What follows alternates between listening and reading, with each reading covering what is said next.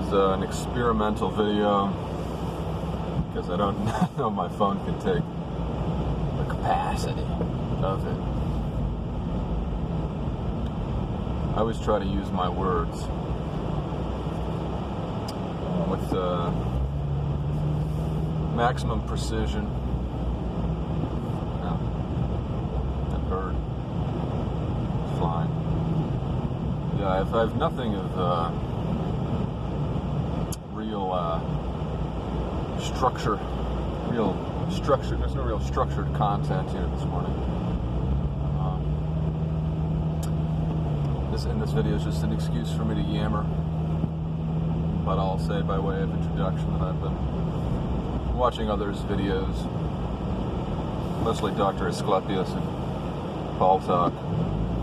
Though I understand he just got a 8 strike, an 8 hay, trike say.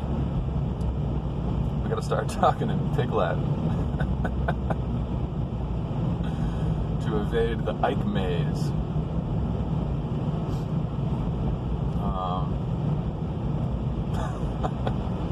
I don't know the details of what's going on,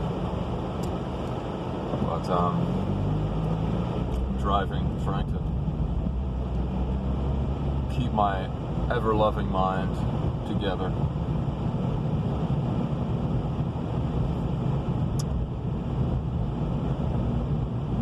And I've been listening to interviews with Captain Beefheart.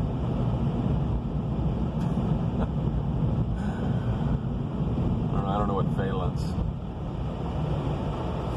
that has for anybody. His real name was Don Valilla, something like that. Valilla. And he had an interesting upbringing because he had no formal schooling whatsoever. His parents, driven by the dictate of I don't know what, just, evaded the truancy officers and brought their boy around the American West. And Captain Beefheart developed a very eccentric worldview.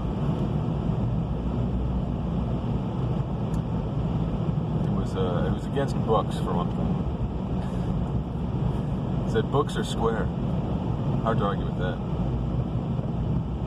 And furthermore, it's a controller because it's made out of lines.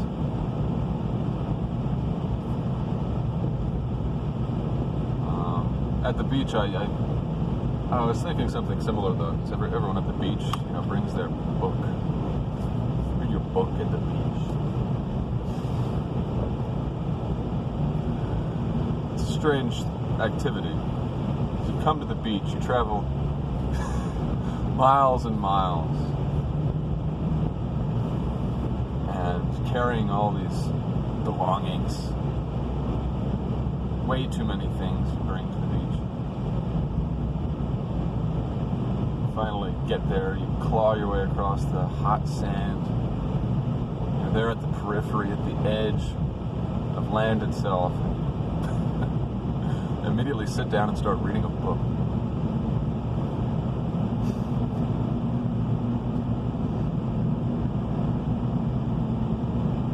It's a little strange if you think about it.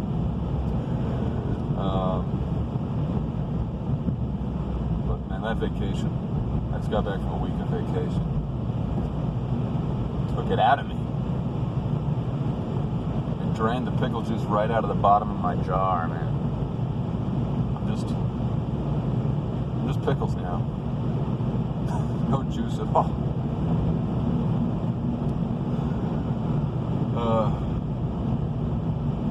Yeah. Note to self, don't go on a family vacation with your wife's family when you don't know them. No one will help you take care of your children.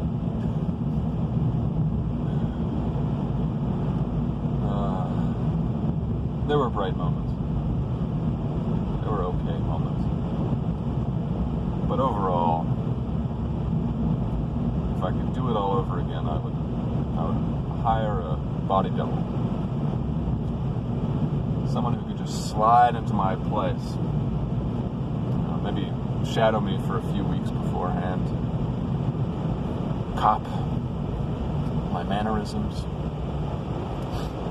my idiosyncrasies, even the bad parts of me. He'd need to master those too.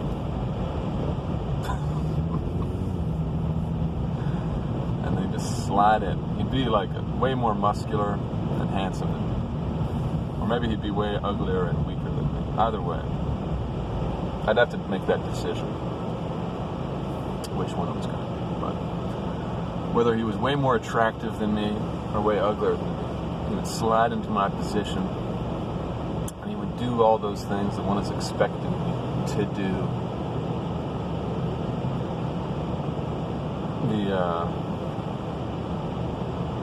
The obligation to enjoy.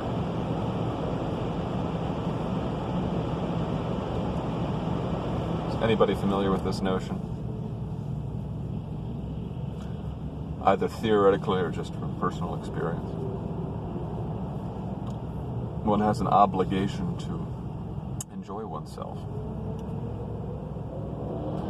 It's not enough just to live. You must enjoy.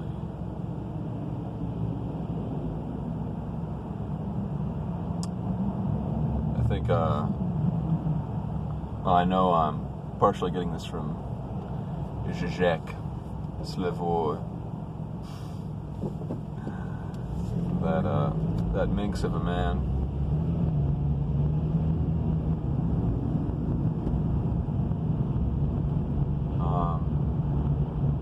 When he talks about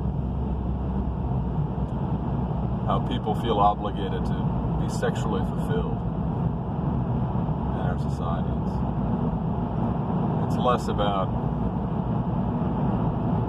actually enjoying the sexual act, more about feeling this anxious, this urgent, imperative need to enjoy, to be fulfilled. Somehow, if we don't enjoy life, we feel like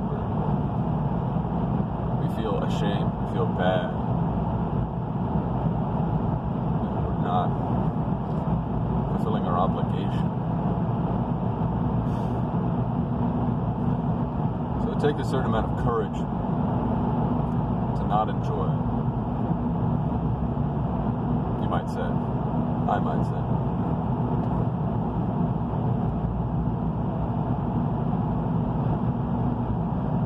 To face life foursquare.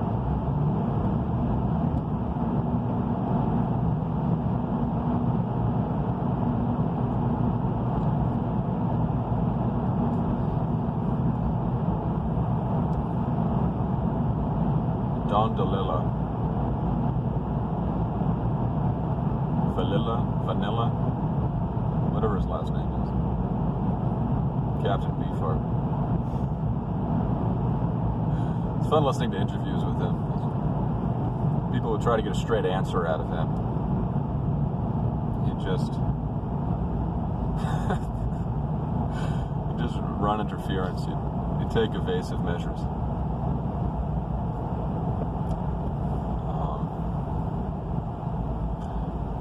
They asked him about movies, if he was interested in making a movie. He said that he loved cinema. And then they pressed him on it, and he's like, I hate cinema.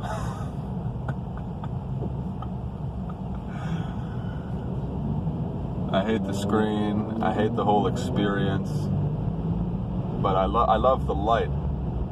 Well, what I love is the light, but I don't want the screen, I don't want the projector. All of that is bad. I just want the light. Just give me the light. So I was drinking this up my ears. Look, got a little clogged from all the listening I was doing. All the surreptitious listening I was doing over vacation.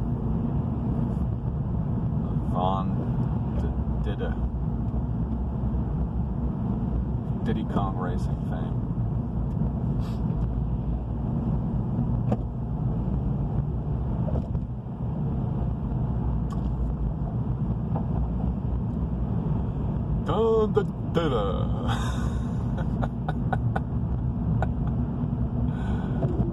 Feeling a little silly.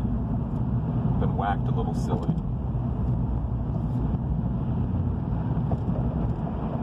I'm like one of those moles after a game of whack-a-mole. That one in the corner. It just stopped coming up after a while.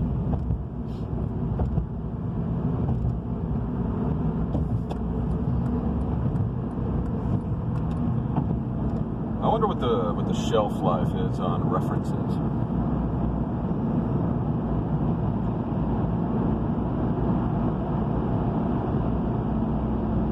Like whack-a-mole.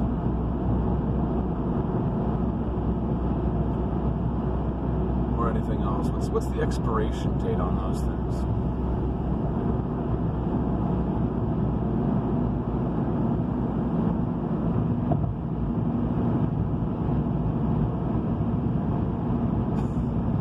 I was gonna say something else, but I'll refrain.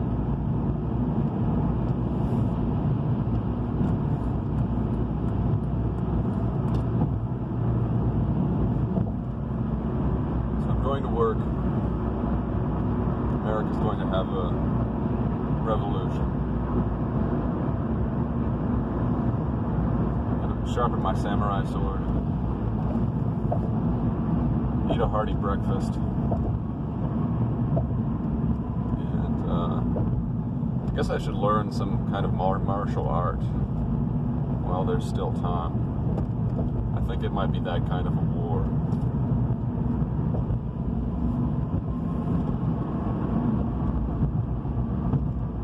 You know what I'm talking about.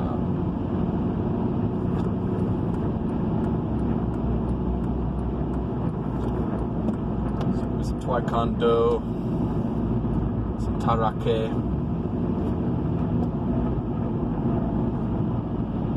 some chai tea.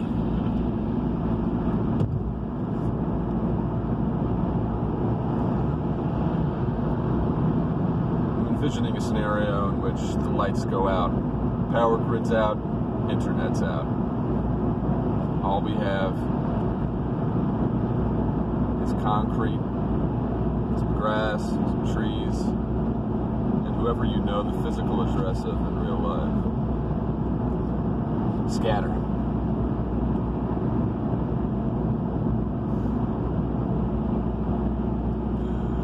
All it really takes is, one crazy anarchist with a dream of blowing up the largest data centers in America.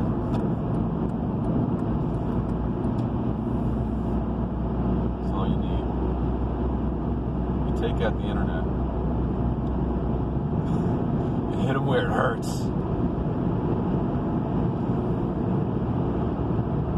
It's off to the races. Horses and ponies. Clip clop.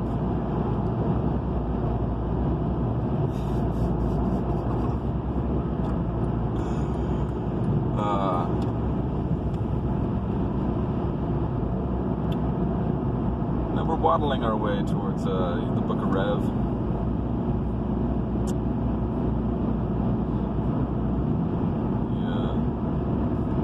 The ante up of Christ.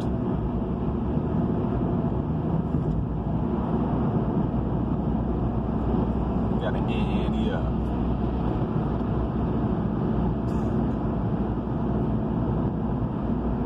Bend that knee.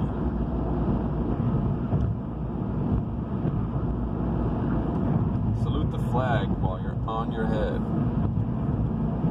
upside down, clown salute.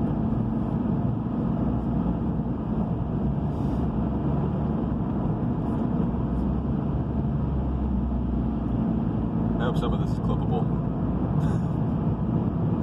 for Paul Talk's purposes. Maybe my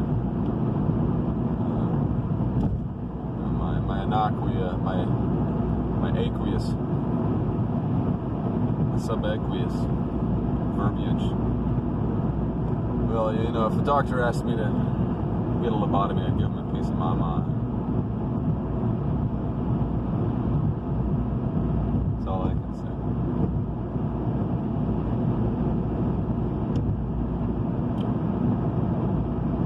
The sun is shining. I'm most likely going to have a day today where I, again, am tasked with very, very little in the way of actual work, which I can more or less wholly devote myself to trying to jailbreak an iPhone I got off of eBay for $85. I think it was probably stolen. It's almost definitely stolen. I've reported it to eBay, so I'll return it if that happens. But otherwise, I might try to. I've been sharpening my hacking skills. You know, this is not even really a joke. I mean, it's half a joke. But if the powers that be, however you want to put it, some kind of collapse ensues, whatever your name means on a piece of paper, it's going to be rendered sort of worthless. All that's going to matter is what you can do for people in the black market. You know? So I'm thinking, like, if I could develop a skill like iPhone hacking, then I'd have a way of buttering my bread when we go full Mad Max mode. I guess that's if the data centers don't get hit first. And our cell phones, they'll still be used. They'll still be used to record. So on. There are tons of iPhones floating around the world. I could take up Android hacking too, but I think that would be less valuable because they're more easily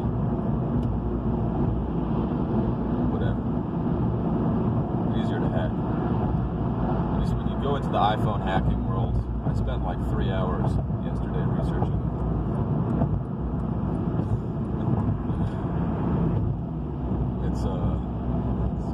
It gets pretty hairy. There aren't a lot of point-by-point guides. You sort of have to look at a bunch of different sources and cobble it together and use your own inductive reasoning to figure out how stuff might be done. I came across some pretty hilarious comments on GitHub. People were talking about it, admitting guilt, getting these big shipments of iPhones, of locked iPhones from China or someplace, and going through the procedure of unlocking them and selling them. A lot of the iPhones being sold on eBay are locked. So, I don't know. This is a fantasy, I guess. It's a fantasy until it's not. If it's not.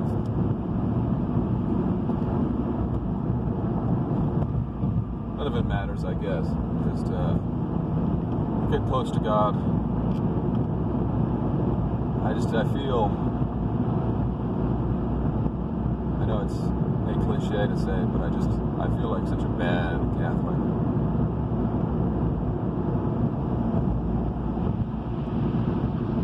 Like I just don't pray.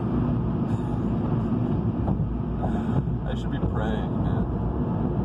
That's why I need Dr. Asclepius in my life. He's got to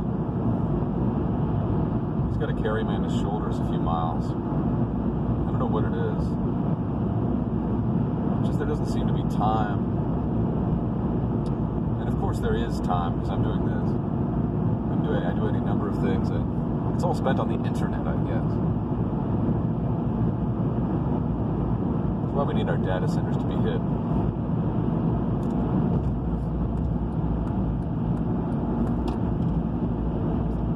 Kaboom! I had a friend at programming boot camp. I was studying software programming. This guy who later ghosted me in stupendous millennial fashion.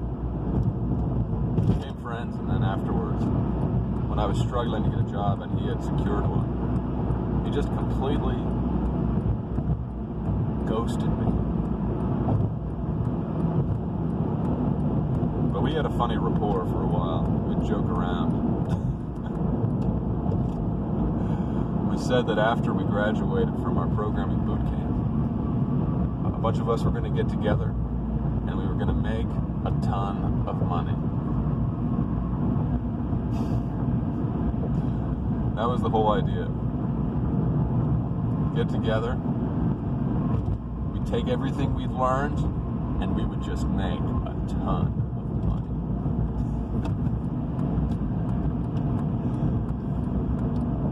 And if that didn't work out, we were going to go on the deep web. You know, get a few ounces of chemical grade plutonium and blow this whole city sky high. Kaboom! That was the plan.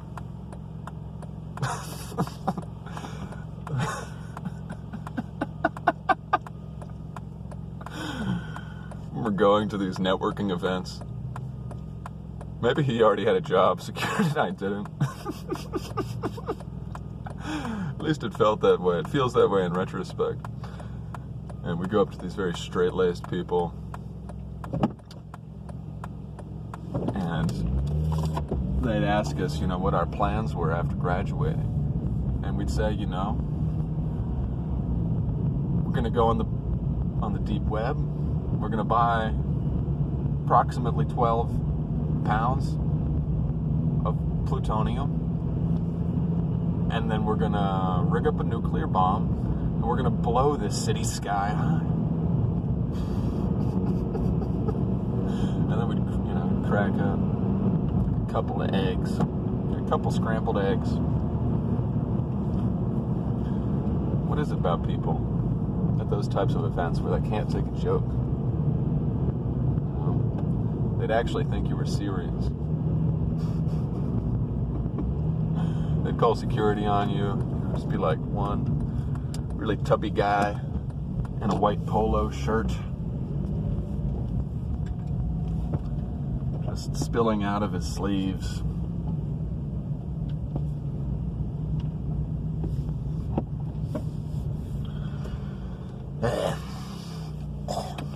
Well, I'm sharpening myself. I'm ready for battle. I just want Paul talk. I want anybody listening to know I'm ready for battle.